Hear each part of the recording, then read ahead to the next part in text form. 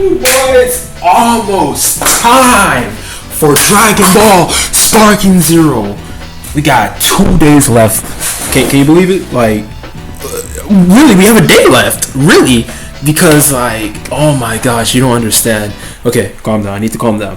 So, as we all know, Dragon Ball Sparking Zero comes out in, well, by the time this video is uploaded, it'll come out tomorrow. And I just want to say my goodbyes and farewells to Dragon Ball Z Budokai Tenkaichi 3.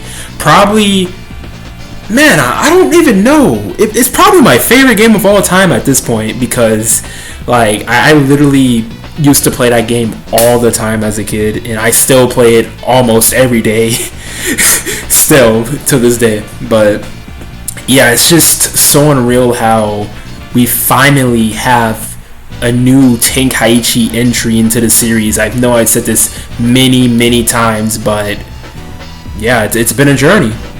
We've waited 16, 17 years for this. For my case, 14 years, because I count Raging Blast 2 as the last Tenkaichi game. That game came out in 2010, so yeah, it's just unbelievable how we're finally here at the release for Dragon Ball Sparking Zero.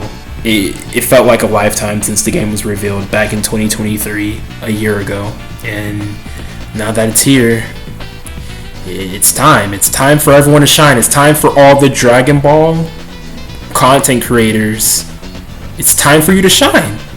And like, if you're a small channel like me, just keep making content on this game. We're all gonna make content on this game. We're gonna have fun with this game for years to come. Now, for Dragon Ball Z Budokai Tenkaichi 3, it's gonna be sad to say goodbye to the game because, you know, I played it a lot, I still play it a lot, and now that Sparking Zero is out, I'm gonna be playing that game more because, you know, it's just an updated Tenkaichi 3, a brand new entry into the Tenkaichi series, and yeah, it's about time we got it.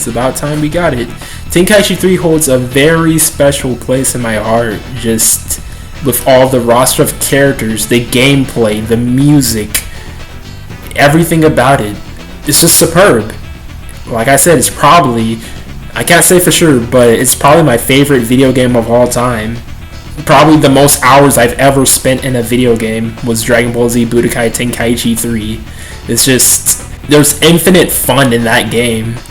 The amount of characters you have, the amount of different modes, all of that, you can just play that game for years. Not only that, but you also have the amazing Dragon Ball modding community to make tons and tons of amazing and funny mods for Dragon Ball Z Budokai Tenkaichi 3. It's just like, I want to thank the fan base for keeping this game alive, because I'm going to be real, if it wasn't for the fan base, the modding community, I don't think Sparking Zero would have been a reality. It definitely wouldn't have been a reality, because Bandai Namco saw all of those mods, saw people still making content on Tenkaichi 3, still making retrospectives, reviews, and gameplay, let's plays. They saw all of that and were like, yeah, we might need to bring this series back. We might need to bring it back. Out of all the Dragon Ball games I grew up with, I played Tenkaichi 3 the most, and Raging Blast 2.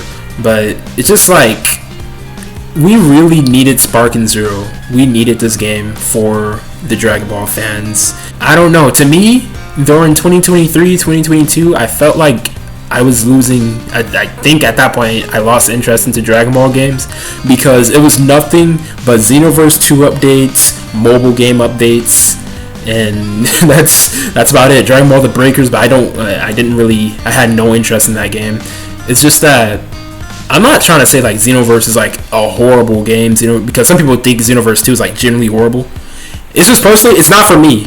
Xenoverse 2 is not for me. I gave it a try. I remember I got that game back in, I was in middle school when that game came out. That's crazy.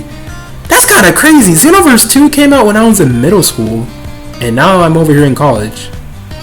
That's just insane.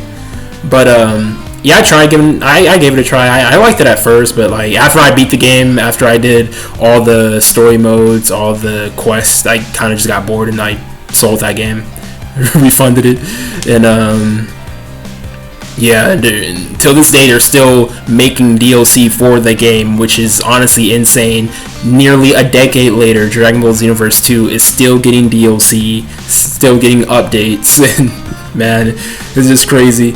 And I hope Sparking Zero can do the same too for years to come. If not, then obviously the fans can just make tons of mods for it. It would just be like Tenkaichi 3 all over again. Tons of amazing mods for Dragon Ball Sparking Zero.